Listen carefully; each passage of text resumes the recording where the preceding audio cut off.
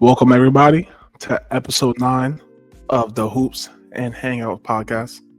I am your co-host, Myers 56M, the main host, the main attraction, Mr. Coop over there, head of the pod. How you feeling today? Feeling good, bro. You did good today, bro. You did good. Nice little sensual voice you got going. I like it. Yeah, because this is the calm before the storm of my feelings of the NCAA and I feel that, bro. Shrink the schedules. I feel that, bro. I see. And why West Virginia gets cold. Yep, I see you got the West Virginia gear on today. I see. For many of you who don't know, Mike is an alumni of West Virginia Mountaineers. He was a cheerleader for 4 years. And I know recently, last Sunday, we had the selection committee come out with the NCAA tournament just bracket. And I know Mike has some choice words for them. I'm gonna give you your shine, give you your spotlight, Mike. And then I'm gonna let you go on your little rant, and then we could talk about some college basketball. Go ahead, bro. Yeah. So let me start here. West Virginia, I think, had a very great season. I think they overachieved for practically having a brand new team that, never really played together, but they came together and they did good. Even when our second best player got injured and took a threes. And he was down for pretty much the majority of the season. So, what West Virginia does, usually when you lose your second best player or a really good player on the team, you tend to lose, right? You tend to lose to good teams. You tend to be competitive, but you tend to lose. But West Virginia did not do.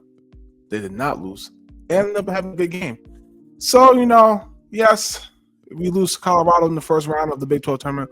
Was I mighty disappointed? 100%. But I was like, they beat some good teams. Teams that are currently in the tournament, cheer for the NCAA tournament. So I was like, no, West Virginia has a chance.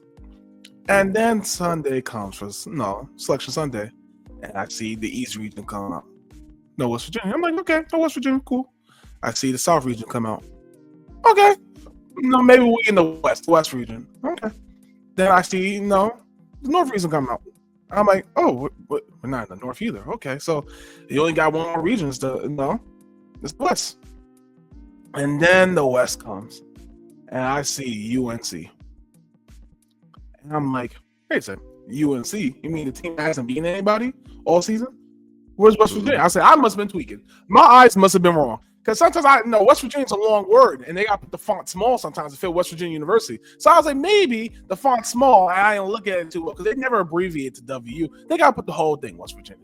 And I look through all the regions, I'm like, there ain't no West Virginia. And my brain goes, wait, no West Virginia? How we not in the tournament?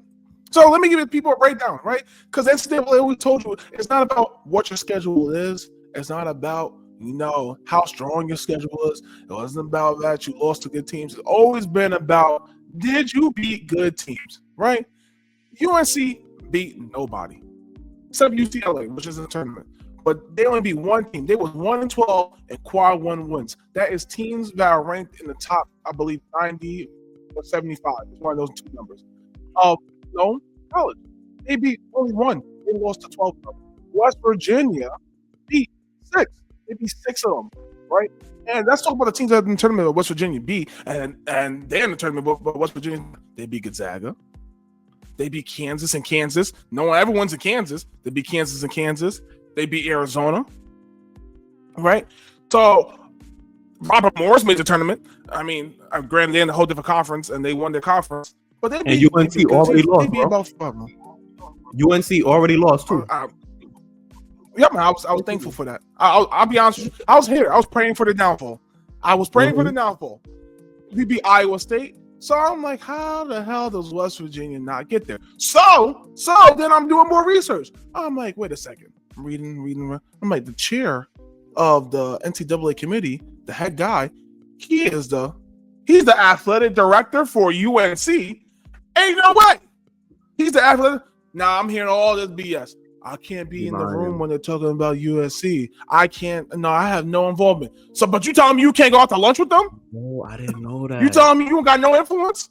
You telling me you don't got no influence? So you put your bum ass team, UNC, in the tournament over West Virginia, who deserved it, We deserved it. And SEC, sorry, y'all been trash. Y'all been trying to hold that standard that you're part of a big three in the whole conferences. When it comes to basketball, you're not there. You haven't been there for a while. This is a down year. It's going to be a down year forever at this rate. Because NIL deals and players going to certain schools, doesn't matter. They don't have to go to the ACC no more. They don't have to go to Duke. They don't have to, well, they probably will go to Duke, and North Carolina, but they don't have to go to those other schools.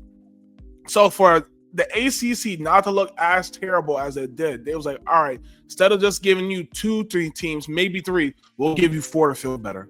And you robbed a West Virginia team that deserved to be in there. And on top of that, one more time about the damn chair, Cunningham, might be Billy or Bobby or Breaker. I don't know what the hell his name is. The thing is this. He had the nerve to be like, well, once West Virginia lost Tucker DeVries, we didn't know how good the West Virginia team would be. You know when Tucker DeVries got injured? November. You know how many games he was in? Probably 5 games at that point. He got injured in November. They still beat Kansas and Iowa State without Tucker DeVries. So what excuse do you have? What excuse you have? There's no excuse. And I'm hearing all these people, the governor's week for want to do an investigation. I don't give a damn. I still want an investigation. Even I know he ain't gonna go nowhere, but it just shows that the goalpost for the NCAA moves every single time because they want a team that is marketable, more marketable than West Virginia, and that's what it came down to. It's like we can't have the NCAA tournament without UNC. It's UNC. They're gonna get the people in the seats. Jordan, Kenny, Jerry, Stackhouse, all these alumni. We have to have UNC. Vince Carter. It's UNC. Over a West Virginia team that deserved it. So I'm over the NCAA.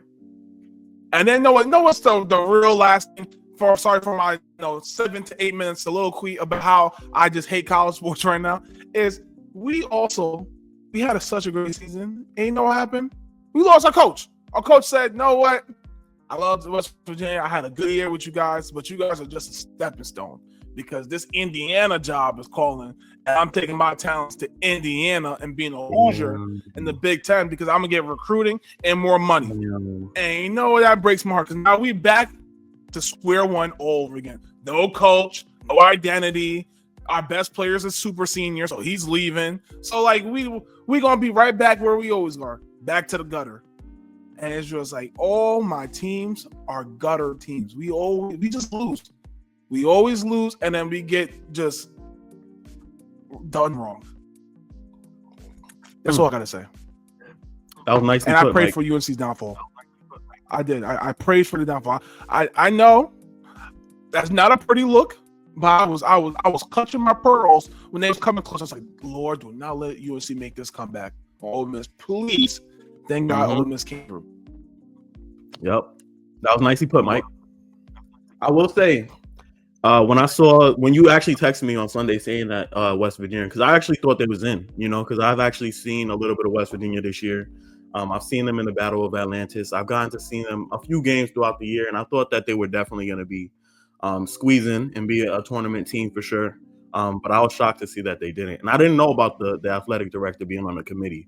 So that has to be some type of collusion or some type of conspiracy out there that needs to be done and put out there for the NCAA. So, man, I just wish they can bounce back. I always root for West Virginia for you, bro. But I think, with NIL, you never know. They might be back next year, with these deals. People entering the transfer. We ain't got no money.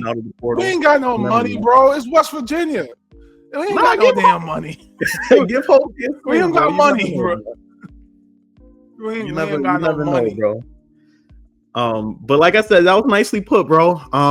Honestly, I just wanted to know, just moving forward, now that we're already on the topic of the NCAA tournament, we're already 3 days in. What were your thoughts on just this NCAA tournament? Who you got winning? Who are the players that you're looking at? Just who you got winning, and what are the players you're looking at during this NCAA tournament? Tournament been good so far. I feel like there was good upsets that made sense. Some years we have upsets that don't make sense, but it's I guess makes it more exciting. Like a 16 seed, like UMBC beating like Virginia that one year in 2018. But we had some good upsets. 12 beating on 5. I don't think I saw anything higher than the 12 beating on 5. not 13, 14, 15. Yeah, 12 and lower beating teams. So those was good. About the whole team, my heart, I would love to see St. John's win since now West Virginia is out the race. So I got to cheer for the New York and Queen stand-ups, St. John's. I would love to see the Red Wave win. They have a big game against Arkansas. The Rick Pitino versus John Calipari. So that's two juggernaut coaches duking it out. So that's going to be an exciting game. Everybody's saying the team to beat is Florida. They play fast. They're good. I think the best player is Carlton. He's really good. He's probably someone who will get drafted. Just when terms like I'm cheering for St. John's first, and then any other team in the Big 12 because I want to see the Big 12 win because West Virginia plays in the Big 12, and I just feel like the Big 10 and the SEC gets all the love and the hype of being the greatest things on God's green earth. So it'll be nice to see like a Big East team win or see a Big 12 team win because they break the norm. SEC this first round, they went 8-5. So that's a good record, but granted, they have 14 teams being in the tournament, which is a record. 14 out of 16 teams in the conference. So they went 8-5. SEC went 1-3 for them. ACC. Big 10 went 8-0, and then the Big 12, I believe, went 6-1. So only one team lost, which was Kansas, shockingly.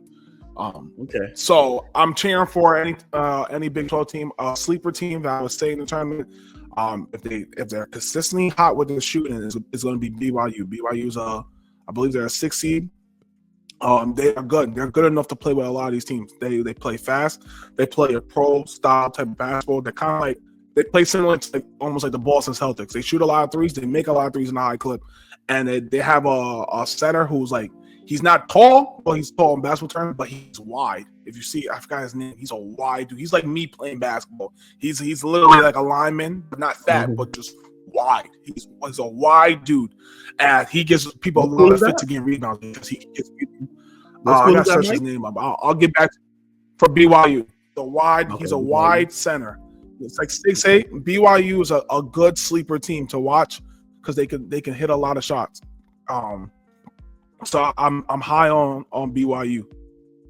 Okay, I feel you.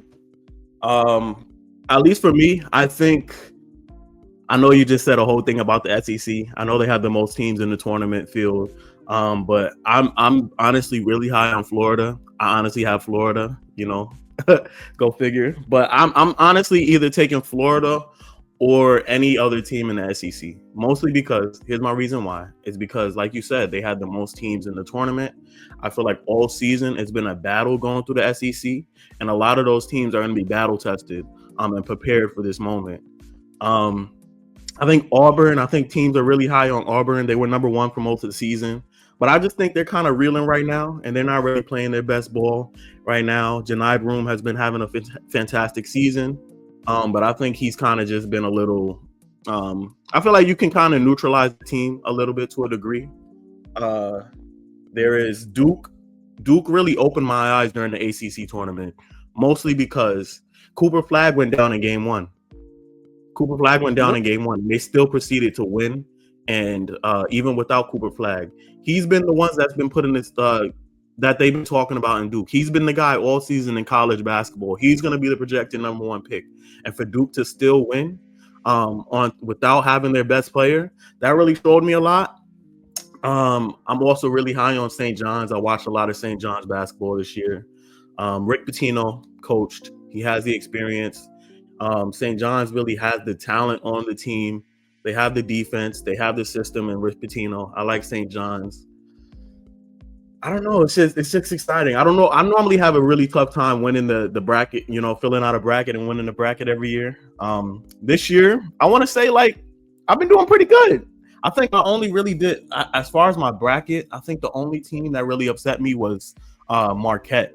I had Marquette winning that first round against New Mexico, against Rick Pitino.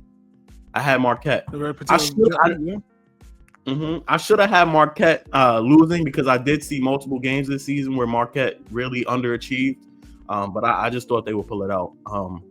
But I don't know, man. It's exciting. So I know we got a good start so far. I don't know if they can catch it. The camera is a 97%. That's a 97% bracket. Granted, Okay. that's my second bracket. My heart is St. John's, but that I made a Florida bracket, 97%. Got I think it's 4 L's that first round. So you had a lot of upsets. Doing good. There hasn't really been as many upsets, bro. I picked UNC San Diego to pull upset. They was right there. They lost by 2. I had Dumb. I picked Grand Canyon University to pull upset. They got smoked. That was like 2 if those ones hit, majority of brackets would have been shot. But I went off of their speed and their style, so it hit. But I picked the good ones in terms of the 8 and 9. So I got pretty much all of them right, which was shocking because those were coin flips. I know a lot of people was upset when Creighton beat Louisville. I saw Louisville play. Creighton was going to win. I knew Creighton was going to win that. As far as players to watch, I know.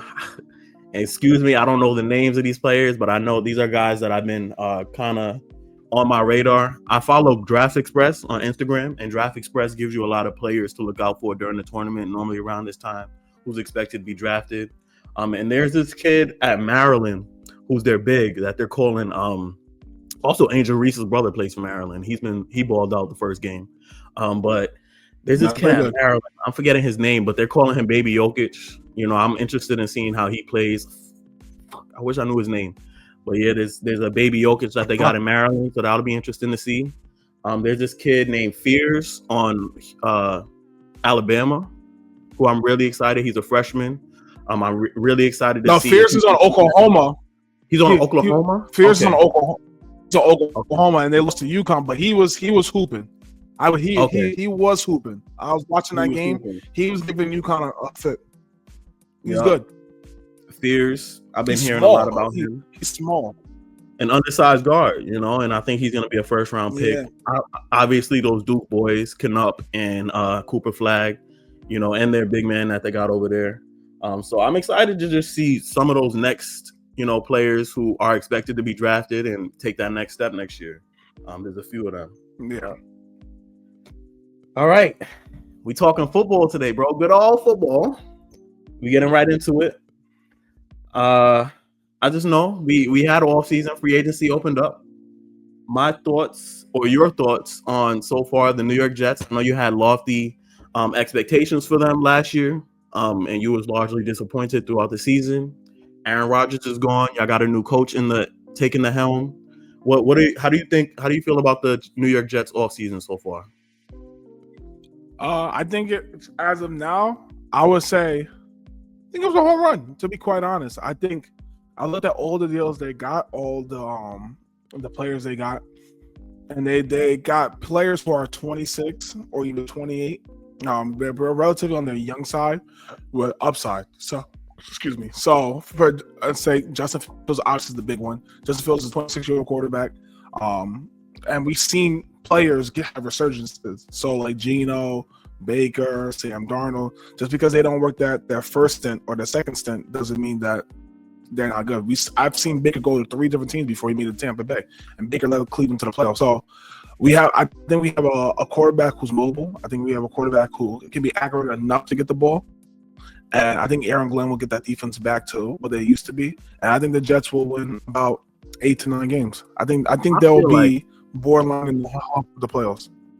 I feel like Justin Fields should have honestly played the rest of the season. I felt like last year they should have kept him in, because I feel like he honestly started out playing really well in the season. And his ability to be a dual threat, to be able to throw. His throwing has been questionable. People have questioned his throwing ability, but his ability to also play off the run and be effective in that way, I think that provides a different element that the Jets haven't had over the last few seasons at the quarterback. Really in the history, I don't think I ever had a running QB like that. So it'll be cool to see that. No, he'll be the first like mobile dual threat quarterback Jets have ever had.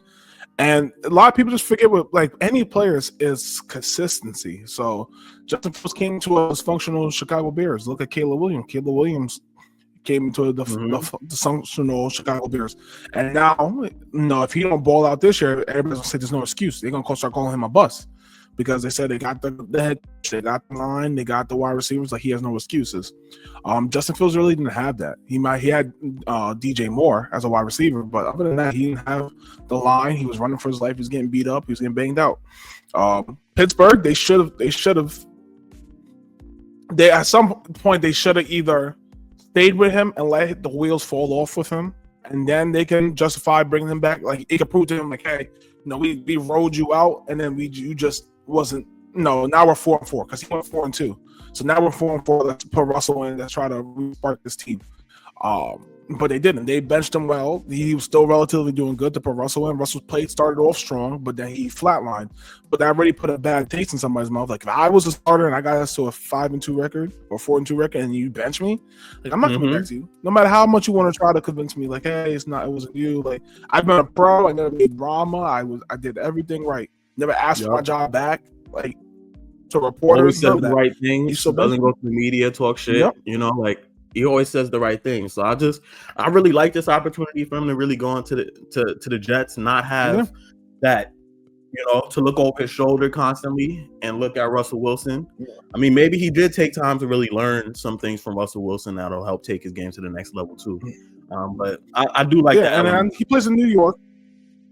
Yeah, he plays in New York, and then, like, everybody says it's a big media market and it's hard to play there. But this is one of the few times where, as a quarterback, he's going to New York. I think he has no pressure or how money. All he could do is just be better. If he's bad, then it's like, oh well, you are what you are. We always do that. But if he balls out, they'll be, oh snap! How did Pittsburgh or Chicago blow this? He's playing with house money. For sure. How do you feel about your Giants though? Your Giants got Jameis. James Winston's your new quarterback. Famous Jameis. I mean, it's gonna be fun. He's gonna bring excitement to the game. He's gonna bring leadership. But I'm not really expecting much else out of that. Like, I'm not expecting us to win. You see these W's, eat the W's, eat them W's, bro. For real, bro. So I think I like that element of it. He's gonna bring excitement. He's gonna bring a certain type of attention to the game that'll distract you from all the other bullshit that's going on in that organization. But honestly, so far, I like the signings we got. After doing a little bit of research, I know we got the highlight that we got was Javon Holland out of Miami. We got the safety out of there. I know he's been an all-pro type of safety that we're getting. We're really focusing on the defensive end. It looks like we also got a cornerback out of New Orleans, who I heard is also another all-pro, not all-pro, but all Pro Bowl type of cornerback. So I want to see how he looks across the field from Banks at the other cornerback position. So I feel like we're making improvements and we got another linebacker, and I feel like we're just making improvements to our defense for the most part. And I feel like even though we don't have a quarterback, I feel like defense in the NFL to a degree will keep you in a lot of games. We seen it 2-3 years ago when Daniel Jones made it to the playoffs with the Giants. He had a decent season that year, but our defense largely carried us that season. So I think it's important for us to really shore up the defensive side. And, of course, getting Jameis Winston. There's going to be a lot of touchdowns. It's going to be a lot of high-scoring games. We still got Malik Neighbors on the outside. But it's also going to be a lot of picks, so I know I'm going to expect that. But I expect us to really win more games than we did last year, but still not really. We're still probably going to be at the bottom. I just think at this point, are you taking Shedeur Sanders? Are you taking Shedeur Sanders number 2? So with this move of us getting Jameis Winston, it seems like we are going to get a quarterback, because I feel like Jameis Winston will probably be, and I would assume he will be a placeholder until we draft a rookie to fill in his spot at some point. But the only thing is, I'm not sure if we get a quarterback in the first round. I'm not sure. I've seen rumors just about us going after some kid named Dart in the second round, and maybe going for Travis Hunter, and maybe going for Travis Hunter in that third pick. I would like Travis. I mean, Travis Hunter seems really, really interesting to me, but we need a quarterback. You're not doing nothing in this league without a quarterback, and we already know how the Giants are. We'll see if history changes this year, but they have a history of not drafting black QBs, and we know that. I've also heard rumors about us not getting a QB this year, having Jameis in there as a placeholder, and then drafting another Manning next year, an Arch Manning. So we'll see, man. We got another Manning in there. That would be interesting too, because regardless of whatever team we got, I'm not expecting us to win anything really. I'm gonna say this. Mark my words. If whoever gives Shedeur Sanders, that he's going to be a phenomenal pro. I think he will be the best quarterback in this draft. He will be better than Cam Ward. I'm marking my words. Cam Ward, if some shape, I want Cam Ward. I hear what everybody's saying about Cam Ward. The problem I have with everybody and some of these people who are, I guess, more qualified than me to do prospect evaluation is sometimes these peer players they look at just their physical attributes. This guy runs super fast, or he can throw. He threw a crazy throw off the run. You know who did that also? Who ran relatively fast and threw a crazy throw off the run? Zach Wilson. You know who had a crazy throwing arm, who could throw the football from one end to another? Jamarcus Russell, Ryan Leaf, all these players. But we don't talk about the other intangibles of what makes someone a good pro. It's so many things. It's the player themselves, and it's also the system. So when you get drafted number 1, or you get drafted high, you are most likely going into a bad system, right? The team hasn't figured it out. You're going to a bad system. So that first year, you're going to get beat up. You're going to get hit a lot. You're going to throw a lot of picks. You're going to look bad. You know who also was a person who's a freak athlete? Anthony Richardson. And now he's fighting for his life with Daniel Jones as the quarterback. Daniel Jones. That's where Anthony Richardson's at. But we moved the goalposts about certain quarterbacks because everybody always says the best thing about Shedeur Sanders is he is incredibly accurate, right? Accuracy. I'd rather have a quarterback who's a statue but can fling that ball to anywhere and be accurate than have a quarterback who's mobile but don't see the field well, right? And I feel like Shedeur is getting slight because, one, his last name is Sanders. So people who if you have a vendetta against his daddy, you want to have a vendetta against him. Yeah, I was going to ask, how do you feel about people criticizing Shedeur's attitude and just his I see it as confidence, but kind of like his arrogance that people are defining. I don't think it's arrogant. I think it's confidence. And to play quarterback, you have to be confident. Nobody wants to see a quarterback as quarterback's the leader of your team. No one wants to have a quarterback goes into the press conference yeah, no guys, I'm trying my best. I didn't know what I was seeing. No, Shedeur's you wouldn't expect anything less. You wouldn't expect anything less from a standard. He's a standard. His dad performed in all levels, and we've seen this. And what I think I like most about Shedeur is we have seen Shedeur grow. He started from an FCS school, so it wasn't even Division I football. Then went to Jackson State, went to an HBCU. He could have went elsewhere, but he chose an HBCU. Rose that HBCU up. They was good. Then went to the Colorado. And Colorado, when his dad, they helped build that program. And offensively, they wasn't bad offensively. They just couldn't stop a nosebleed on defense. So, but he helped build that program. So you saw someone develop time and time and time. But then people want to say, well, his level of competition wasn't that good. Big 12 is not that good. Your competition doesn't matter. No, Josh Allen was playing in Wyoming. I didn't see anybody complain about Josh Allen playing in Wyoming. Ben Roethlisberger played for Miami of Ohio. Just because you play in the SEC doesn't make you always going to be the better quarterback coming out of the draft. Joe Burrow won the Heisman, and Jalen Daniels also won the Heisman.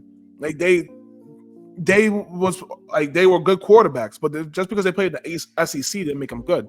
Baker Mayfield played in the Big 12, right? Yep. Patrick Mahomes, and I remember Patrick Mahomes coming out. I knew Patrick Mahomes was going to be good, but I remember when the Chiefs drafted Patrick Mahomes, people was like, "Why would the Chiefs take Patrick Mahomes at 8 when they have Alex Smith?" That's way too high to take a quarterback. He's not that good. He played in the Big 12. Now Patrick Mahomes is the GOAT, and Patrick Mahomes wasn't a dude the right quarterback, but he had a crazy arm and he can make incredible throws. And that's Mike. I have a question. So, what would you say? What would you say to the critics out there that's saying that he was only successful because he had Travis Hunter on his team? What would you say to those critics out there? Well, now I would say Joe Burrow was only successful because he had Jamar Chase and Justin Jefferson. Okay. All right. That's a good answer. Good answer. So I would say the same thing. Joe Burrow was only successful because he had Jamar Chase and Justin Jefferson on the same damn team. And I think they had a good running back that year too. So let's stop that. Let's stop moving the goalposts. Because I swear to everything I'm seeing the tea leaves. It's only because right? Because This happened a little blue, but Lamar dropped. Lamar should have been up there with the best of the quarterbacks, but he was the last quarterback being taken. And know what happens when you become the last quarterback and taken in the first round? You go to a good damn team. So he went to the Ravens, and now Lamar's a two-time MVP and all these other things. And everybody's still wondering, like, how did we let Lamar drop this far and we didn't take him? It's going to happen the same thing with Shador, because Shador's going to drop to the Steelers. Mark my words. If he does not get drafted by the Giants or New Orleans Saints, he is going to the Pittsburgh Steelers, and he's going to have DK Metcalf and George Pickens with Mike Tomlin. Lord, and when he starts putting up all these numbers, everybody's going to be like, oh, well, when we was evaluating him, blah, blah, blah, because then Cam Ward's not going to look good at all, because Cam Ward's going to play for the Titans, and they're going to lose. He's not going to look good. Now, Cam Ward is going to have all this pressure to catch up to him. He's never going to look good. But then here's Shador, got Pittsburgh to a 12-5 record, and he looks damn near great, and he wins Rookie of the Year. Mark my words. Let him drop past the Saints. Him in Pittsburgh would be tough, bro. Having those wide out weapons.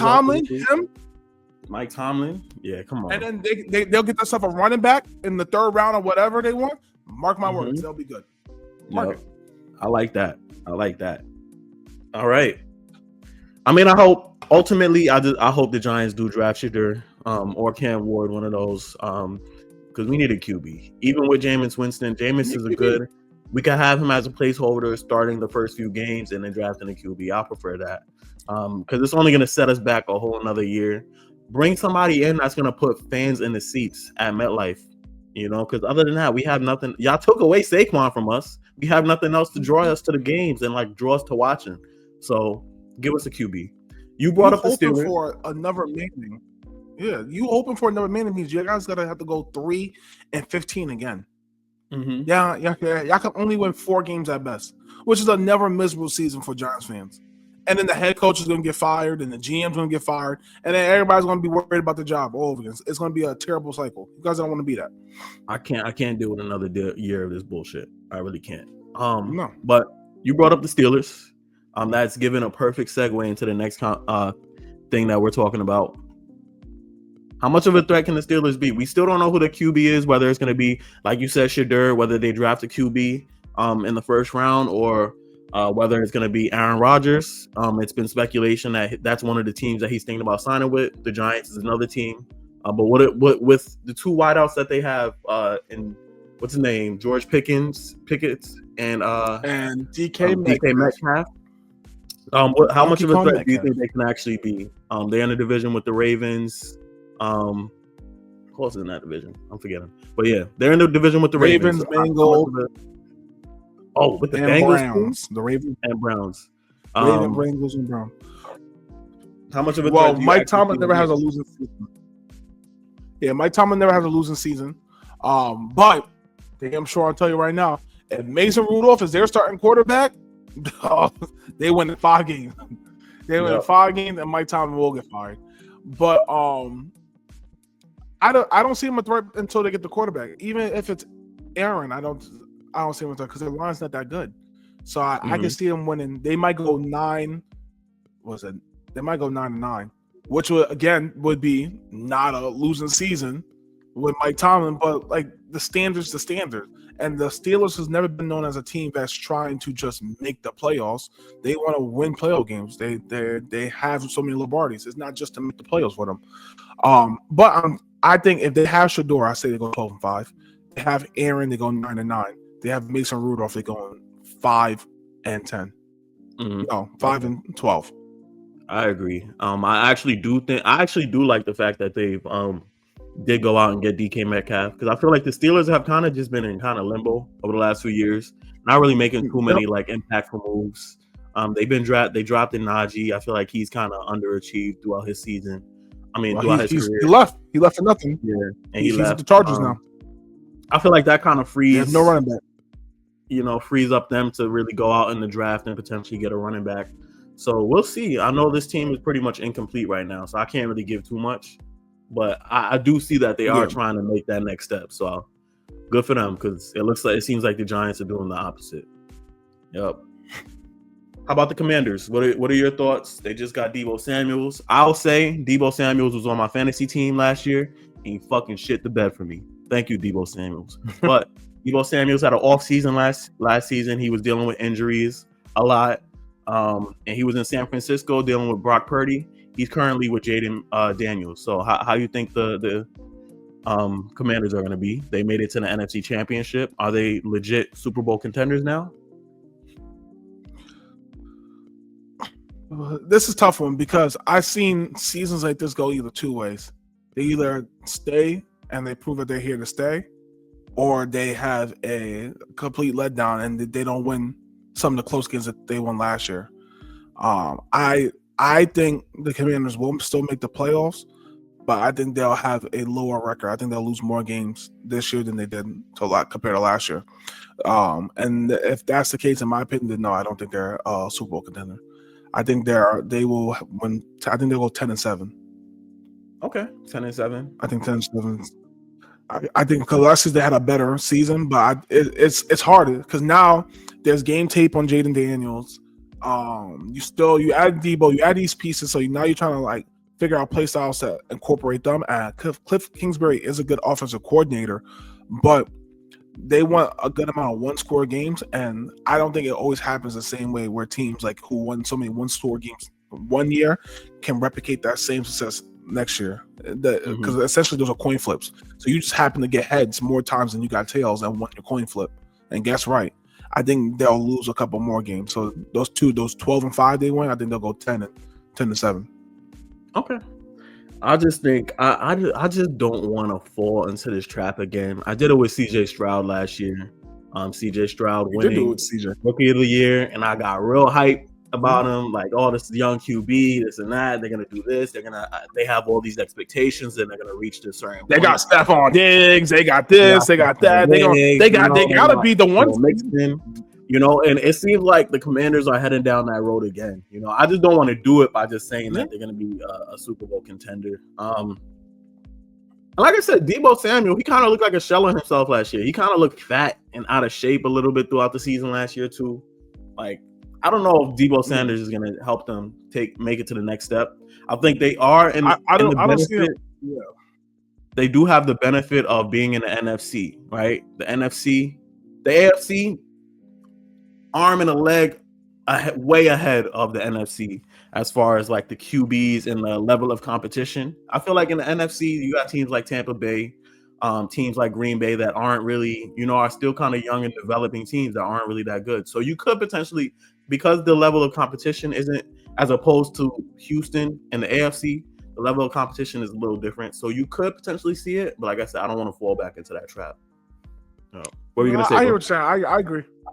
No, I agree with you. I think Deebo's a good additional piece, but I don't think he's a needle mover. Jonathan Allen is a good D tackle that they got. They needed that to secure the trenches. It's going to come down to Cliff Kingsbury as the offensive coordinator, because if he can do packages with Deebo, like jet screens and back screens and all these different things where he can get the ball in his hand. Cause I think Deebo is one of the most electric player once he gets the ball in his hand. His route tree, I think, is limited, but I think he's phenomenal once he gets the ball. He's very shifty, strong, and I think he's really good. So I can see him doing like jet screens around the quarterback, hitting him the ball, let him run, because those are home run threats. And I think they was missing that with the Commanders team. So I still also don't think he's a complete needle mover. I think the Commanders extremely overachieved last season, and it's going to be really hard to get back to that NFC Conference Championship again. Like you said, they got tape, and this tends to be like that sophomore slump too from Jaden McDaniels. I'm not wishing that on him because I generally like him as a QB and a young player, and he's been good. He was a Heisman winner. I respect him for everything that he's been doing. So hopefully, I hope it doesn't happen, but you're bringing up a lot of good points, bro. For real. Yeah. All right. We're going to switch it up a little bit. We're still staying with football, but I got an interesting question for you. I've come across this question that I've seen another podcast kind of discuss, but What are your thoughts? What do you think would be more impressive? Travis Hunter? One, do you think Travis Hunter can do it? But Travis Hunter playing both sides of the football or Ohtani pitching and hitting? What do you think is more harder? Playing both sides of the football, Phil. Because football's a physical sport. Baseball is, my opinion, is more of a skill sport. If you have the skills to obviously you have to have the power to obviously hit a home run out the park, but it does take a lot of technique and how you're rotating your hips and swinging your arms. To play both sides of football, you're essentially learning two completely opposite ends of the football field. You have to know like everything what the offense is doing to be an offensive player, to be a wide receiver like he is, to know the audibles, the switches. So you have to constantly study that and game plan for that. And then on defense, you have to be able to be fast enough to cover he's probably going to go to New England, most likely. So you got to play against people like Tyreek Hills or Jaden Waddles or the Jamar Chase or the T. Higgins or Garrett Wilson, etc. So for him to be able to watch game tape on them also and be able to follow them and track them and everything, that's extremely impressive. Like if Travis Hunter somehow next year, I will almost consider him MVP. If he can have 1,000-yard receiving and 10 touchdowns and then somehow have like 5 interceptions, he would get MVP vote for me, because that's the most valuable player. He's the most valuable player on the team. Yeah, nobody are able to put numbers like that. So do you think he could do it? Do you think, or like if you don't, like what side of the ball would you rather see him play?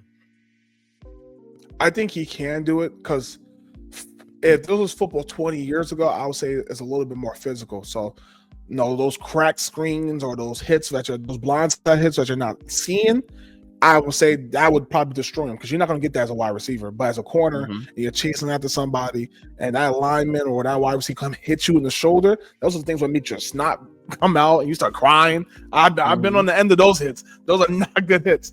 So 20 years ago, I was like, nah, it's impossible. I don't think you could do it.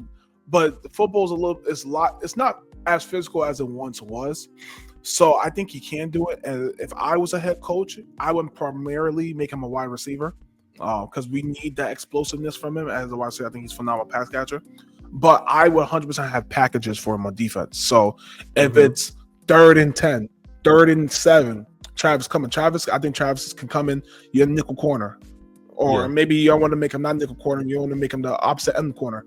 I have a package for him because he'll know what to do. It's not like he doesn't know how to play that side of the ball. And so I would have 3rd down packages, 3rd down when I know they have to throw the ball, and have him as a threat. And if they want to pick on the kid, I'm like, try your luck. Try to pick on him, because he's probably going to pick you off because he's that talented. Yeah, I think that's a good point that you bring up. I think that's a good point. I think the thing that people need to realize is that he's not going to be playing every single snap, right?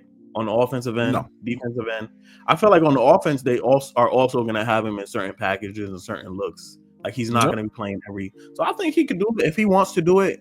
You can do anything you set your mind to, right? If you want to do it, and he's obviously elite at both ends of the ball, so make him do it. I think it also depends on the team that he goes to.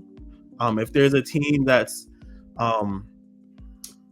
lacking defensive skill players, then have him play predominantly the defensive side. If there's a team that needs more offense on the outside, needs more weapons, have him be a weapon in that place. But I think, like you said, I think he could do it. And if he sets his mind to it, he seems pretty set on wanting to do it, so he could do it. As far as this question, though, just because you chose the football one, I'm gonna play the other side, right? I think one of the hardest things to do, right, in sports, right, and I played baseball, I played football growing up too. I stopped after a certain time. I couldn't deal with the physicality. I was a skinny kid growing up, but I did really love playing baseball, and baseball is one of my favorite sports as well. But one of the hardest things to do in baseball, in sports, period, is hit a fastball, right? I think the way Ohtani has been dominant and has been able to keep his swing at such a high level while still pitching throughout his career and being an elite pitcher. Like, this man's elite at everything. This man gets on base at a high clip. This man steals bases at a high clip. This man also pitches really well. He had to take off last season because of an injury. And I go to show, like, pitching is also really hard. Even though it's not as physical as football, the repetitive movement of having to throw a ball at this rate, like, why do you think so many pitchers have, like, Tommy John surgery and shoulder surgery? Because they're pitching. That wear and tear is crazy. Yeah. What was that? What did you say? I said that wear and tear on your arm, like you said, and the elbow is crazy. Mm-hmm. So to be able to deal with that, I 100% agree. Mm-hmm. The one thing you could argue about it is that Ohtani doesn't play the field. Like he's either hitting or he's pitching. So he doesn't have to worry about playing defense. So that's why I'm gonna give Travis Hunter a little bit more slack. Yes, football is a little bit more physical, but I do want to give Ohtani his flowers for being able to do that, because he's probably the only person I've ever seen in the major league to do this, to play both sides and play at a high level, and on the best team at this point too, right? So shout out to Ohtani. I agree. He's a special player. He's a once in a generation player. We'll probably never see another Ohtani until another 30 until we're old. We never have. We're out. Yeah. Mm-hmm. We'll be on Hoops and Hangout episode 300 the next time we're talking about somebody doing something like this again, because it's just that special. He's a special player. That's scary player. Like, you never want to pitch to him. Like, he hit a home run on you, and then the next thing later, like I'm saying, like, this is a guy who can hit a home run on you. Mm-hmm. Go ahead. He can hit a home run on you, and then after he hits a home run, you finally get off. Like, you finally make the Dodgers. In the end, he comes on the mound and he strikes you out. You know how demoralizing that is to your soul? Like, this guy smacked a home run, a grand slam, and then he struck your ass out. Like, what are you going to do? You just put your head down. I don't even want to play. He gonna hit a home run, and them Dodgers gonna start dick tipping and shit like that, like fucking dick high fives and shit. Like, bro, come on. They showing off on the side. Yeah, that whole little. I'm like, oh my gosh, bro. I couldn't deal with that during the World Series last year, bro. Couldn't deal with that. Yep. All right, I got a nice new little segment. We're gonna do one of it. One part of this segment. Hopefully in the future we do more, but this segment that I want to call is called What's Beef, right? This segment, we're going to talk about different things that happen and beef between people in the sports world. Mike, I want you to dissect it, give your opinion, pick a side that you're choosing, who you think won this beef, and just your viewpoints on it. All right, so we're going to start out. We only got one for today, but hopefully there's more in the future. Stephen A versus LeBron James. All right, we all know what happened. LeBron confronted Stephen A after a Laker game. It happened about a week and a half ago, I want to say, just addressing Stephen A's comments on Bronny James. Stephen A reacted the next day on First Take, saying, I was not talking about your son. I was talking about you. He also doubled down on Gilbert Arenas' podcast, going off kind of like a little crash out on LeBron. But just what are your thoughts on this whole beef? How do you feel about the way Stephen A has been talking about LeBron, and what's your thoughts, my boy? I think, to be honest with you, know what side I actually am on? I actually am on Stephen A. Smith's side. For this reason only. Mm-hmm. I think LeBron James, and he should have known this, because forever his sons will always have pressure on him. Bryce might have a little bit less pressure because he's second child compared to Bronny being the first child. Your son's going to have pressure regardless of coming to the league. So when you make comments such as, I think my son's better than like 60% of the people in the NBA currently right now, and while he was in college and stuff like that, I just feel like he is unnecessarily put a lot of pressure on Bronny to be good. And I feel like Bronny has been playing a lot better. I still think ESPN and CBS or whatever sports media overblows his stats up even more because he scored 17. That's all people can talk about, him scoring 17. And like, yeah, 17's nice, but they act like he dropped 30. I mean, 17's nice, but they act like he dropped 30. And they lost the game on top of that. So like, we talking about highlights of a player who dropped 17, but they lost the game. Yeah, it wasn't like he dropped a triple.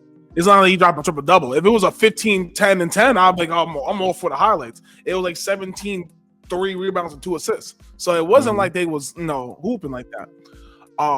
I just feel like Bronny is never going to have a fair shake to develop because LeBron put so much pressure on him. I don't think some of Stephen A's comments or other people's comments was out of pocket. I do think Bronny deserved to be drafted, but I don't feel like he should not be criticized like anybody else because he's LeBron's son. Or I feel like we should not criticize LeBron for saying his son is this and that. Like, yeah, obviously going to hype your son up, but you also know, like, I was just like, hey, this is just me, I guess, my opinion. No, I wouldn't go full LeVar Ball, but I would be like, yo, my son's trying. He's getting better every day, and I just want to be here to help him develop as a father and as a ball player. I'm always going to be his father first, but I'm trying to help him develop as a teammate. And wherever his career takes him, and that's a fair comment. But LeBron made comments like he's better than most people. So if you're gonna say he's better than most people, show me why he's better than most people. I hear you. I think he should have did another year of college. I agree. Maybe 2 more extra years of college. But because LeBron's starting to see his twilight years, like he don't know how many more years he has left. Now Luka probably extended his shelf life. He wanted that King Griffey Jr. moment, father and son on the basketball court together. Like there's no reason why Bronny should have been on the starting roster the first day of the NBA season, but they wanted to do the whole father son on the basketball court. Hey, take a pass. All right, Bronny got out the game. But that's because LeBron wanted that, and it's not what Bronny needed. Yeah, I hear you. I hear all the criticisms. I want to start out by saying I understand Stephen A is doing his job. I'm a respectfully disagree with you, bro. Only for the standpoint of I felt like there was one time where I watched a lot of First Take when I work from home sometimes in the morning, right? There was one time that I watched, and it just seemed like he was criticizing LeBron for putting Bronny in these situations, and he called LeBron a bad father, right? That was the issue that I had with it. That's disrespectful. Yeah, I get it. Stephen A, you talking about LeBron. You're not talking about Bronny. But LeBron has to go on TV and hear you talking shit about my pops. Like, I got to hear that on TV, right? I also got to, and I felt like that just felt like a little personal to me that I didn't really like. I'm just like, all right, you getting a little personal here. We all the time before this, we saying all these things about how LeBron is this great leader. He has the I Promise school. He's a great father. They showing videos of him like when Bronny was a kid. I feel like when Bronny was first making his debut, I feel like that was a big thing. And Stephen A has always said, any NBA player, if you have an issue with me, you can always confront me. I just didn't respect the fact that he got on TV or Gil's podcast and saying, oh, you could have sent me a text and we could have set up a meeting privately. Like, I didn't respect that. You being hypocritical, and he did. He pressed you. He definitely pressed him.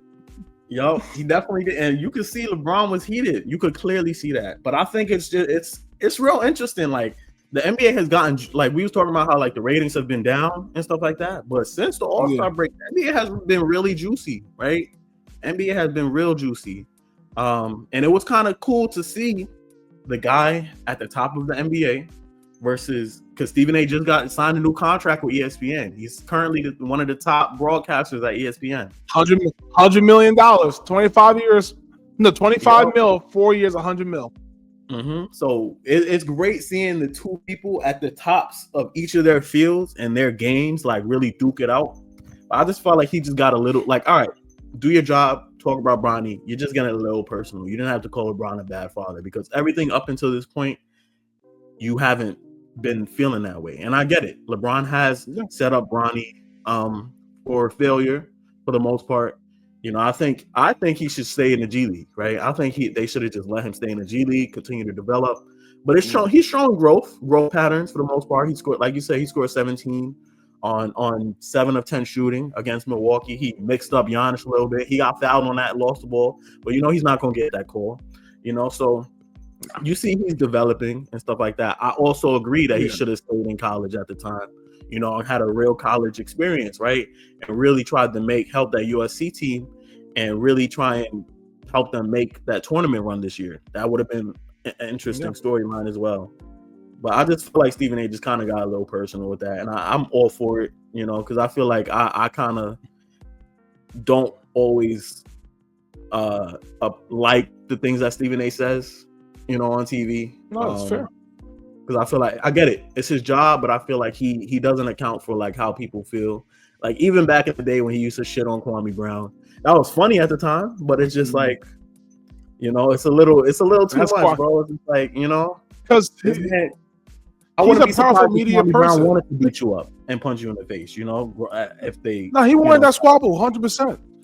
Mm-hmm. He wanted that squabble, and like I said, he's a powerful person in media. So, not to say his word is like gospel, but if Stephen A. says something, like and he's a black no matter dude what too. people's opinion Stephen A. is, people are gonna listen to Stephen A.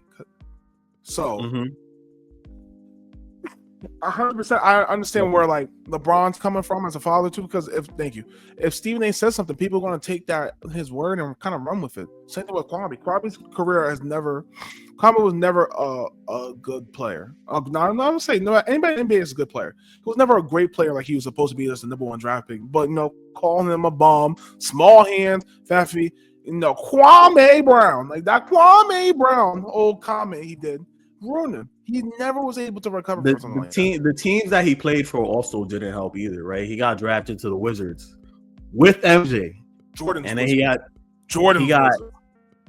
Wizards. Yeah, Jordan's Wizards with MJ, and then he got traded to Kobe. Two dudes that are pretty much identical.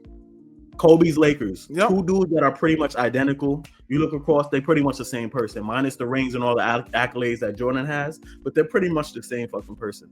So, yeah, he had to deal with that in his career. I'm not even trying to defend Kwame Brown, but I never thought I would. No, but he had to deal with that in his career. You can never be vulnerable with those guys. You can never be vulnerable with Jordan or Kobe. The weakness.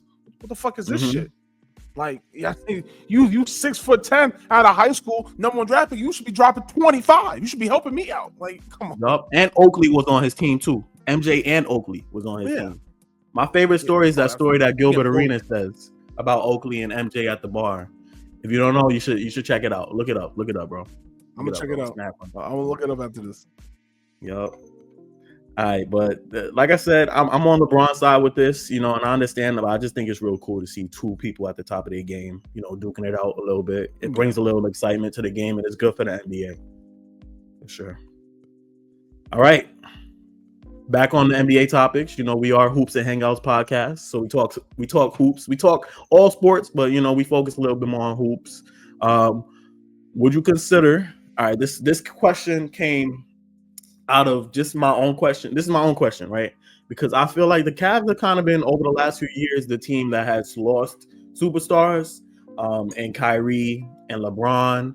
They've gone through a lot of people coming in and out of that franchise since the 80s and the 90s. They were a playoff team in the 90s as well. Would you consider Cleveland Cavaliers a top 5 or 7 franchise in the NBA just for their track record, their history, and everything that they've been able to do in the past and where they are now? Currently sitting 1 in the East, losing players, but still trying to figure out a way with their owner Dan Gilbert. What's your thoughts on that? No, easily no. They in middle of the pack. Okay, like a top 5 to 7 franchise in the NBA. No, I mean they're in a good spot. They lost 4 in a row, so I don't know what they're doing now. They won 16 straight and now lost 4 in a row. So they're starting to show a little bit of cracks in their armor. No, I think they got lucky with LeBron. They had good years. Then once LeBron left, they was trash. They ended up getting Kyrie, Andrew Wiggins, all of them. LeBron decided that he wants to go back because he saw he said, this is a nice young squad. Then he came back, and then if it's LeBron, Kyrie, Kevin Love, they had a nice period. Then they lost LeBron. They slept for like a couple of years. Ended up getting Mobley, Garland, and stuff like that. Then Donovan Mitchell got traded to them. They got bounced out the first, second round. Never made the Eastern Conference since. So, in history of Cleveland, I want to say the top 5 because even when they had Mark Price, they was never really like a threat. They lost to Jordan, and then they was bad a couple of years with Larry Nance and Mark Price, and it was good, bad. So they go on waves like any other team. But I'll say they're middle of a pack franchise. I mean, they They're not marketable like that. You know, no They're one in really ever Cleveland. believes in them. They're in Cleveland. Nobody ever says you want to go to Like- Cleveland. Like, come on.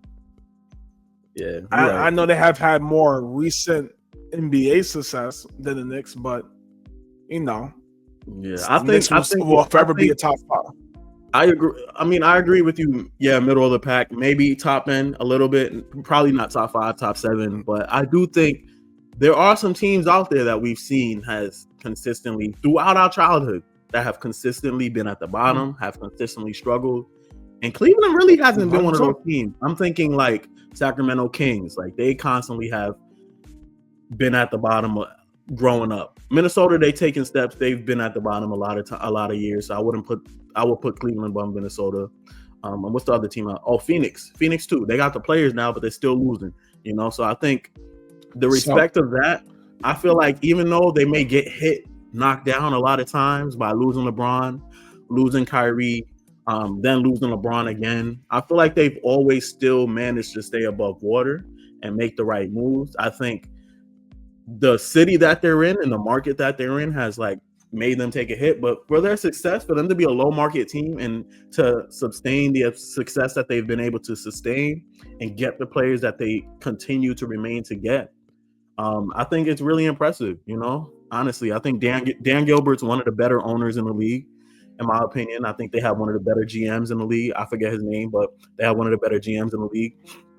So I think So okay, I have a question for you. I would say maybe 7. I'll say maybe 7. All right. So we're gonna talk about middle of the pack team. I'm not gonna hit big markets. I'm talking mid markets. Who do you think has been a better franchise, Denver or Portland? I mean, not Denver, Denver or Cleveland. I'm gonna say Cleveland, man. Cleveland. You want to pick Cleveland over Denver?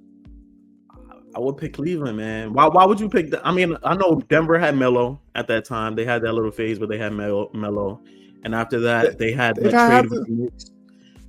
They've made some good moves, Denver, right? They had that trade with the Knicks where they acquired Danilo. Mm-hmm. After losing Melo, I feel like they got a really good package back in Danilo and it wasn't Raymond Felton. Wilson Chandler, Danilo Gallinari. So I thought that was a really Timothy Mozgov they had at the time. So I think that was a really good, you know, Denver is also one up there as well. But I'll still pick Cleveland. I would say Denver, they have had the same amount of rings within the same time span. But I think Denver has never bottomed out the same way as Cleveland bottomed out. Cleveland went a period where they had 3 first-round draft picks, the number 1 pick 3 years in a row. Mm-hmm. They should the bet where on they got Wiggins, Kyrie, Bennett. And Anthony Bennett. They have never bottomed out the same way as Cleveland bottomed out, and they bottomed out bad. So I'll put Denver ahead of them. I would put Portland ahead of Cleveland. Right, I'm talking about mid-sized markets. Right, technically San Antonio. Like okay, yeah, Portland. I'll put San Antonio. San Antonio will be ahead of them. Premier franchise, San Antonio. You can make the argument. Same thing with Milwaukee. Milwaukee is they've had they're in the same boat, the same amount of championships, same boat as Cleveland has had. And if you want to do like a decade time span, they're in the same way. You know, so that's 3 teams right there. I said mid market, there. Portland is interesting though. Portland is interesting with their ability to. I know they got after the whole Bulls dynasty, they acquired Scottie Pippen, and they had a championship team during that early 2000s. They weren't able to give it over the top, but they had a 2-game lead over the Lakers, and the Lakers were able to come back in that series. They should have beat them. They should have beat them. So that's a good point. Portland's a good point. I just like the consistency that Cleveland has been able to. Milwaukee too. They got Giannis. They had him hiding in the basement. They had him hiding in the or somebody had him hiding in the basement, and they were still able to. Atlanta had him hiding in the basement pre-draft, trying not to, hoping nobody knew about him, and Milwaukee knew about him, and they was able to finesse and get that. So they had their Michael Red years. They had Ray Allen. So Milwaukee has been able to get some talent over there. I like Milwaukee, Portland as well. You're right. No. Right. I would say that they are They ain't 7, but I'll put them 12. I'll be generous to give them 12. So who you putting up? All right, so Lakers, obviously Boston. That's 2. Lakers, Boston are obviously the 2 best run franchises. Spurs. Golden State would be 3. Golden State. Spurs. I'll put Golden State ahead of the Spurs recently. I'll put Golden State ahead of the Spurs. Then I'll put Spurs as 4. I'll put Heat 5. Yeah, put it some and respect on then them. 6, I'll put the Mavericks. Okay, yeah. Because Mavericks have always been consistently there. I'll put the Mavericks there. And then I'll put Denver above them. I'll put Denver above them. I'll put Denver above them. I'll put Denver 7.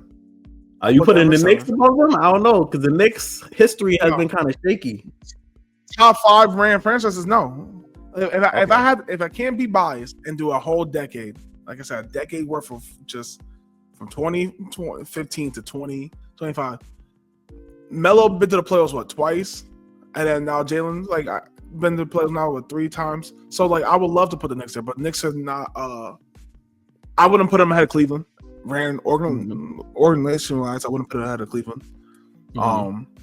I had another team that I was really high on them. I'm dropping the ball on them, but they'll come to me eventually. Okay. Yeah, I'm running blank too. Okay. I'm willing to say 7, maybe. Maybe you're just running out of teams, bro. I'm telling you, maybe I'm proving your point. You feel me? But we gonna. Well, no, because then I can make an argument. I'm looking at it right now. I would make an argument. Raptors has been ran better. I would say the Raptors have been ran better. Okay. Let me look. I'm not gonna say Orlando. I'll leave it at the Raptors in the East. Okay. So you said Boston, New York, Indiana. Would you put them above Cleveland as a franchise? No. Okay. No. Sixers, maybe. Nah. Maybe Sixers because they have been. Yeah. No, Okay. I think. All right, so Cleveland's a good 8 or 9. I'll put more respect on Cleveland. I don't think they're top 5, but they're to 7. But they are a bubble. Here we're back to bringing it all back around. They're on the bubble, but somehow they'll make it. Because I have to think about it, bro. Because I'm like, low key, Cleveland has always found a way. Even though they've had their people leave, and I'm like, they've always found a way. They've always drafted well. They drafted Garland. They drafted Evan Mobley.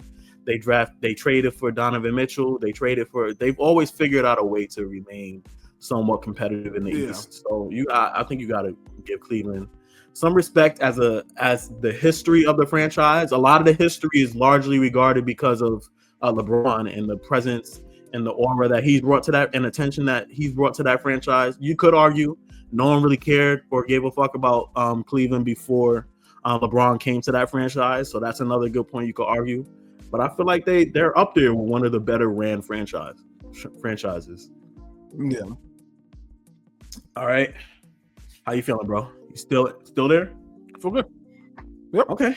We got a few more topics. We're gonna continue with the NBA. I'm just trying to decide which one I want to go with. We got some juicy ones. I want to see. You know what? Let's do another What's Beef segment. This could kind of fit in on that. Shaq and his comments on the Pistons, right? Recently, Shaq came out and on national TV and said that Chauncey Billups was their coach. He was saying all these great things, and then he was like, Chauncey Billups is doing a great job for Detroit. And then the next day, he came on his podcast, the big podcast, and said, nobody cares about Detroit. No one's taking this seriously. No one watches them. What are your thoughts on my feelings on this? Is that I feel like it's kind of, when we talk about the NBA and them losing views and the attention that it's bringing this year, I feel like, and I've kind of talked about it, I feel like in a previous episode, I feel like a lot of the commentators and analysts do things that hurt the game and don't really bring the right attention to the game because a lot of it is negative driven. And as the Pistons, they're a team that went from last year breaking the record for most consecutive losses in a year to where they are now, being a 6th seed and currently winning at a high level. They're a few games above the Hawks in the 7th seed, and they're a top 16. But what did you think on Shaq's comments? And how do you feel about the Pistons this year? Right now, they're lined up with your Knicks. Do you see them as a real threat? Because I do. Not a real threat. I do but too. Like, I don't want to play the Pistons. Do I still think the Knicks will win 100%? But I do see it going 6, which I wouldn't want at all. I think they are a threat. They're a young team, but no, they can catch the Knicks sleeping a couple of games. I think they're a beautiful story, and I think JB Bickerstaff deserves a nod for Coach of the Year. Probably should win Coach of the Year because the Pistons bottomed out and they was terrible, and they was hoping to get the number 1 draft picks, and they never was able to get the number 1 draft pick other than Cape Cunningham. But they have good young talent. Like Malik Beasley is a flamethrower. I mean, he's been consistently shooting well. Hopefully, when they play the Knicks, he's having off shooting days, so I don't have to worry about him because he's the true Knicks killer of the team. And I think what you comment was right. I do think sometimes us media analysts, granted we're not at the same level as Shaq and stuff like that, we only bring light to the teams that we want to bring light to, such as the Golden State Warriors or the Lakers or the Knicks because they have star power. But the teams that don't have budding star power or future star power, we should do more to highlight them so they become household names. So then we're not saying the league's in a bad shape once LeBron or Kevin Durant retire, because there is stars there like Cape Cunningham or future Usher Thompson and stuff like that, or Jalen Duren. And maybe those guys can start making true all-star games and true appearances and having commercials like they deserve to have. Ron Holland too. Like they got a lot of young pieces. We're forgetting Jaden Ivey is also hurt right now too. So they got a lot of young pieces. Another big piece. So go ahead. No, that's my point. I agree with you 100%. I think media analysts hurts the game more than they deliver. Like he should have known. You cover NBA way too long, Shaq, and you cover it every other day because you're on Tuesdays with TNT and you're also on Thursdays with TNT. So you're there with both crews. So you should easily have known who was the head coach of the Detroit Pistons. And for you to do like a slight dig, maybe he still heard about 2004 when they lost to Detroit. But it's just like he should have known. Mm-hmm. Yeah, for sure. And I feel like Shaq is, like you said, Stephen A. is one of those members that everyone's going to listen to because he's such a high-profile analyst. Shaq is also one of those, mostly because he's a Hall of Fame. He's one of the most dominant centers in the league. He was that boy. But there was also some rumors saying, like, because the Lakers, back in the day, the Lakers lost to the Pistons in the finals, that Shaq is also carrying some of that over, too, right? Probably does. So he's probably holding some type of animosity from the past too, but it's still like it just wasn't a good look. And like I said, like the NBA already has such a spotlight on just it in a negative way this year in particular because the ratings were down and like there's been so much talk about that. And I just feel like us continuing to do these patterns, like I think maybe the new media deal is a good thing for the NBA to have different voices, having different people in the media who are the face. And that's why I kind of do like this new era of podcasting too, because we're seeing a lot of those retired NBA players come and be at the forefront who's been through it. Not to say Shaq he's a retired NBA player, but it's been years since he's been in NBA. The NBA has changed a lot since he's been in here. So I do like a lot of those new voices that's coming in. And I know Blake Griffin, I know he's supposed to be like one of the new analysts at for CBS, I think, or one of the major channels during next year. I think Carmelo's supposed to be an analyst next year for one of the major companies. I don't know which ones, but I'm hearing rumors about that. So it'll be nice to see with this new media deal, the new analysts that we have and how they're talking about the game. Yeah. And also seeing Shaq and boys on ESPN. Apparently they worked the deal out to work ESPN too. So that would be cool. Yep. Inside NBA will be on ESPN. So Kendrick Perkins and Charles Barkley can have their beef sometimes because he calls him an idiot. Yep.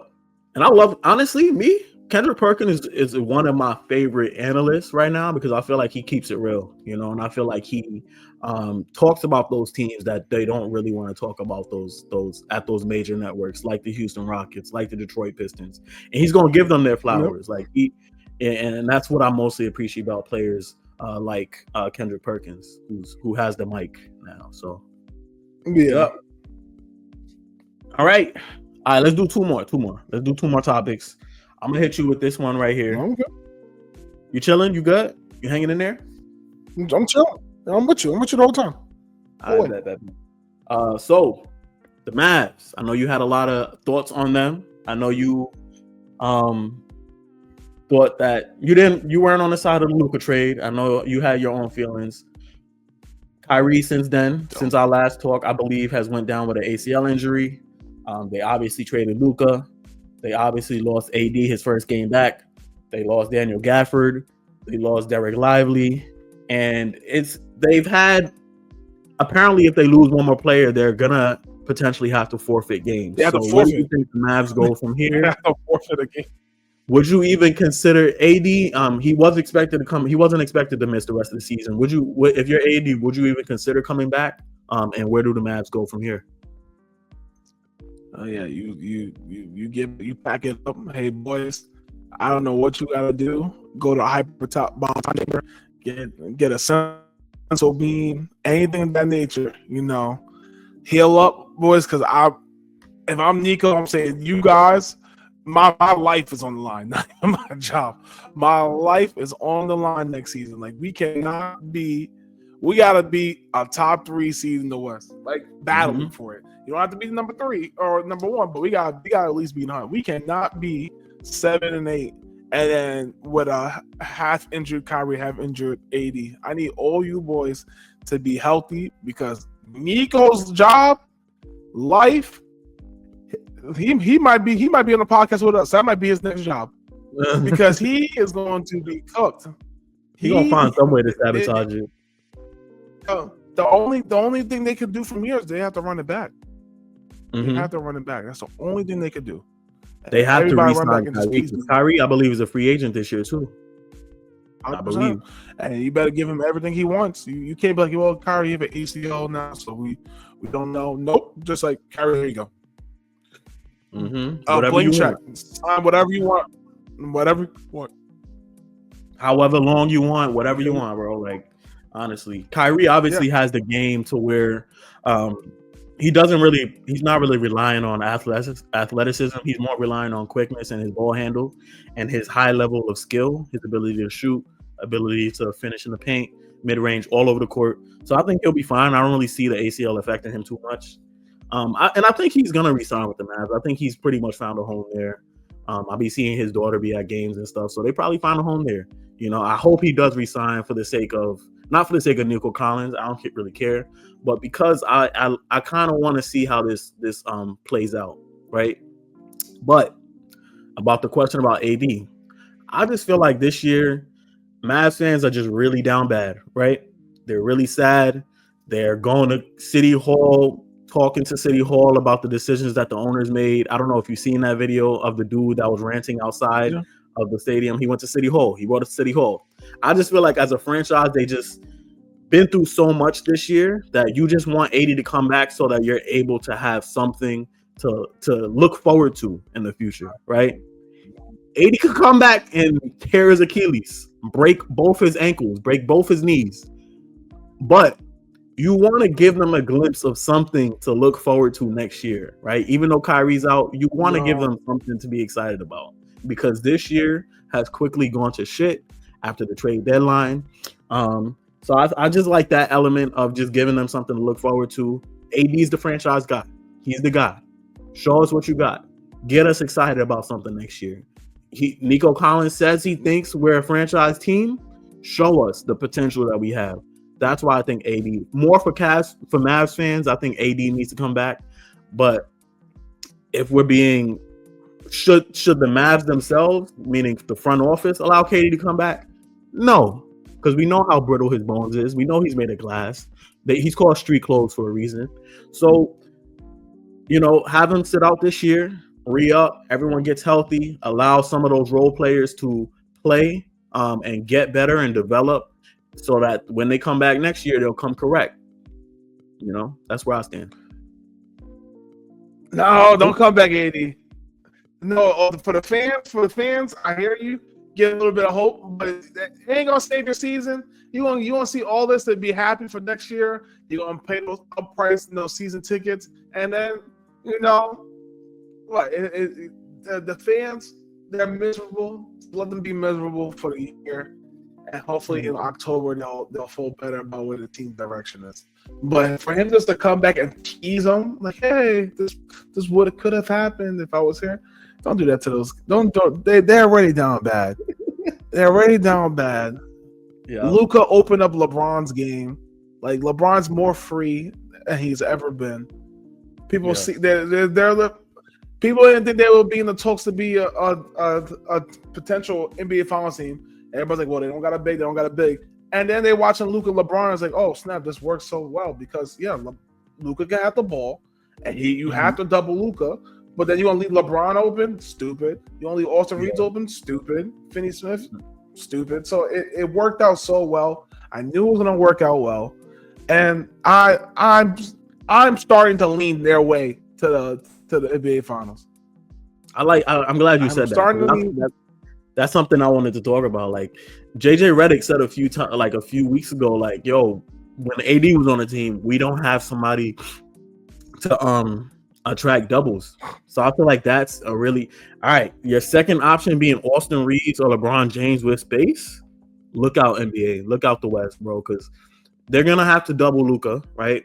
And then you're gonna give the ball to LeBron, has to make the next decision, who's one of the greatest decision makers in the history of the game, if not the greatest decision maker. And Austin Reeves, who's developing, he's getting better. I was low on Austin Reeves to start the season, but he's honestly showing me a few things and just what he's been able to develop. And my son Bronny, man, because Luka opened the game. Luka also opened the game for Austin. Like, this is why the Luka trade was so dumb. Like, they chose defense over offense. Fair. But the point of the matter was that Luka just made everybody else better around him. He also made Kyrie better around him. They're expecting the same value that Luka had out of Kyrie, and that's not Kyrie's style. Kyrie can give people good assists, but I don't think Kyrie ever averaged more than 7 assists per season. That's not his game. I'm going to have to really fact check it, but that's not his game. He's a scorer, and because Luka was a scorer, you can't double. If you double Luka, then you're going to let Kyrie be open. And Kyrie doesn't always hit his threes at a consistent rate as everybody, but he is way more capable of hitting his threes clear. So it's just like, AD is not going to demand a double team. No one's going to double AD, because the problem with AD is same thing with Embiid has the same problem. Is they prefer, because it takes a lot of pressure and stress and stamina to constantly bang in the post. So because they could shoot a mid range or three, they're going to take the mid range or three, and that's settling. And that's what teams want out of AD and Joel Embiid, instead of having them go into the post and back them up all the damn time. Mm-hmm. So it's just it was such a dumb trade. You gave LeBron and in my personal opinion, the first time ever he had somebody who he can just play off the ball. And it's not like, he's a catch and shoot off the ball. He's slashing. So you have a slashing LeBron James. Like, you can't. He's already bigger than half the league. Like, imagine this was 2012 Miami LeBron when he was at his heaviest. Oh my God. Mm-hmm. They were 4 Pete. Yeah, that's not one, not two, not three. If it could have someone been Luka, Dwayne Wade, and LeBron, you got rid of Bosh, you made Luka, Dwayne Wade, and LeBron. I got a question. I got a question. I got a question for you, bro. So does this make Luka LeBron's best teammate? Answer. Come correct with this answer, bro. Yes. Luka is LeBron's best teammate he's ever had. Luka is LeBron's best teammate he's ever had. I'm gonna head out. Skill. Okay. Skill. Okay. But intangibles, Dwayne Wade is 100% his best teammate. But just purely off of skills, it's Luka. I'm glad you said that. Luka is the best teammate LeBron has ever had. But intangibles, LeBron needed Dwayne Wade to become a true version of a pro. Mm-hmm. He's already a pro, but I'm not even a pro. Dwayne Wade had the experience. He taught LeBron how to win. He won Finals MVP. He taught him how to win. Yes. He invited LeBron into Wade County, and they was able to go to 4 straight NBA Finals. Man, like, I think that needs to be. What LeBron is now, what LeBron is now is what Dwayne Wade was for him when he came to Miami, where Dwayne Wade said, "All right, LeBron, you can be the man. I'll take a back seat and sacrifice, but he thought him one. Luka is now where LeBron was when he went to Miami. It's a full circle because LeBron can now take a back seat and say, "Luka, you take over." I will say Luka is more of the guy who you would double, and LeBron has, like you said, LeBron has never had that. Kyrie wasn't attracting doubles like that. You just said AD wasn't attracting doubles like that. D Wade wasn't attracting doubles like that because to a degree, D Wade wasn't really considered a huge 3-point threat. Even though he can hit the three, he did hit it at a decent clip. But he has never had a guy who's as skilled as Luka, right? Who handles the ball as much as Luka and is as ball dominant. So it allows LeBron to kind of do something we've never seen from him, which is play a more off-ball role. I feel like that's going to open up the Lakers. And having Austin Reeves on the wing as well, I feel like that's really going to open up the Lakers with Dorian Finney-Smith as a wing player who's a 3-and-D type of guy. Hachimura, who can also hit down a three and be a bit of a threat on the offensive end. I think I would choose the Lakers to come out the West to even beat maybe OKC. I think it'll be tough to beat OKC, but I would choose the Lakers. I would damn sure have it's gonna be a fight. Finally above Denver, because I feel like playing Jokic, Jokic has been AD's kryptonite for the most part, right? We can argue that, but I feel like it kind of opens up because because Denver in those matchups had never had to face a guy like Luka, right?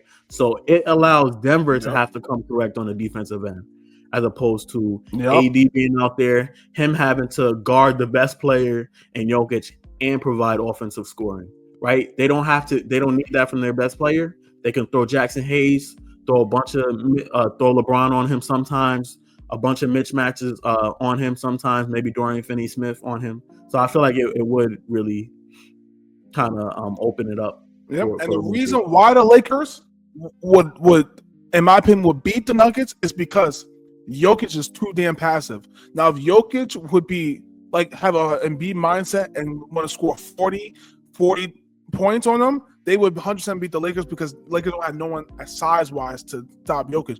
But Jokic is too damn passive, so he's going to get the ball to Jamal Murray, and Jamal Murray's going to miss his shots.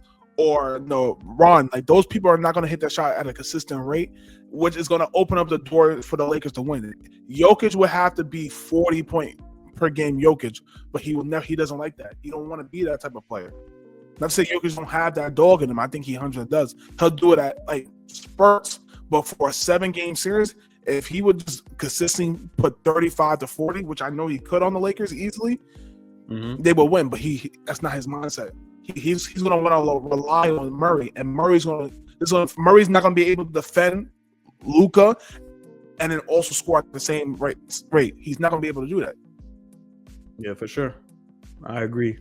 Well, you giving segment. This is gonna be our last topic that we talk about. You giving segue into what I wanted to talk about. Just this MVP conversation. Is it Shay's to lose, or is Jokic still a big competitor? I want to say Jokic. He's averaging 29 points, 12 rebounds, and 10 assists. He's averaging a triple double, but his team, he doesn't have the sustained team success this year. Shai Gilgeous is averaging 32. 5 and 3, right? Shai Gilgeous also has the most 50-point games this year, the most 40-point games this year, and the most 30-point games this year. And he also hasn't scored under 20, and I'm not sure how many games. So is it Shai's to lose, or you still think Jokic can possibly sneak in there and take it? Nah, it's Shai's award. He won since the All-Star break. There's not the only way the Nuggets will ever be able to get there is if the Nuggets swept OKC throughout the season and then got the number 1 seed, and that's the only way they would be able to do it. It's Shai's award, the one he deserves it. He has been the best player in the league. Just a quick little segue to we was talking about top franchises. OKC is a top franchise because if you think about the history of OKC in the past 15, 20 years, they have had 3 MVPs. Between Kevin Durant, Russell Westbrook, and now Shai Gilgeous-Alexander. If he wins this one, that would have been 3 MVPs in 3 different iterations, and that's a top franchise. That's a very good point. It's Shai's award. Okay, I want to say I agree. It's shades. Like I said, I just gave you all the facts and all the things that's to consider. As far as OKC being the top franchise, I will agree. Sham Presti has been doing his thing pretty much since he got into OKC. They lost KD, and Russell Westbrook had his emergence, averaging a triple-double during that season. And he won. He won MVP. Jokic is averaging a triple-double, right? But he's not getting the same love. But yeah, I would consider OKC up there. The only negative I would say is they've always had a lot of draft picks. They've always had a lot of really young talent, but they've never been able to actually get over the top and win that game. That's the only thing you can, and win the NBA Finals. That's the only thing you can argue about OKC. But yeah, really good point. That's true. Yup. So I think we good here, Mike. I'm gonna wrap it up. How you feeling? You feeling good? This was a fun episode today. No, I feel good. I feel good. Yes, sir. You know, I feel good. My team's doing good. No, we'll be all right. We'll be all right. Man, I wish I could. We're ahead of the plan, man. I wish I could say the same thing. Well, my team is doing. You told me you got a draft pick this year, so shit. My team is flagging Miami with him. Oh man. Oh, and I forgot to mention last episode. I was actually wrong. The Heat, we do have our draft pick. It's lottery protected. So if we don't make the playoffs, we get our draft pick. I was wrong last episode. I'm sorry out there. I was wrong. If we make the playoffs, our pick goes to OKC. We have Golden State's pick as well. I'm on the board of us tanking from now on, because I need that draft pick. Right now, I don't know where this franchise is gonna go. Which is what we're on a 10-game losing streak. Fuck it, just keep losing, bro. At this point, I'm over it. This season's a wash. Keep tanking. Andrew Wiggins, he's been in and out of the lineup. I think the Heat are low-key tanking, but they just don't want to say it. They've never been the type to do that. But yeah, this has just been such a disappointing season for me. Such a sad season. The Giants are sorry right now. The Yankees are dealing with a shit ton of injuries. They are injured. It's just I'm not. My fantasy leagues are failing. Like I don't even know. Like I'm not having the best year. Like I don't even know what to do. I ain't having that good of a year. But thank you guys for tuning in to episode 9 of the Hoops and Hangouts podcast. It was great to see y'all. More content on the way. Mike, any lovely words for the people that are watching? Just keep supporting us. Keep watching. We're having a good time. We have good topics. Subscribe. Sorry for my rant earlier, but West Virginia got robbed. But subscribe, share, word of mouth. Share, follow us on Instagram. We're gonna be on TikTok soon. I've been slacking with that, but please continue to subscribe and show support and show love. And comment. We'll read the comments, and if you want to debate and have certain things you want, I'm more than willing to talk more about it through comments, or if you want to DM me, sure, you can DM me also. So yeah, it works sure. all the same way. Trying to get this to the next level, and we can't do it without your support. And we thank you guys for tuning in. Continue to support and show love. All right. Peace.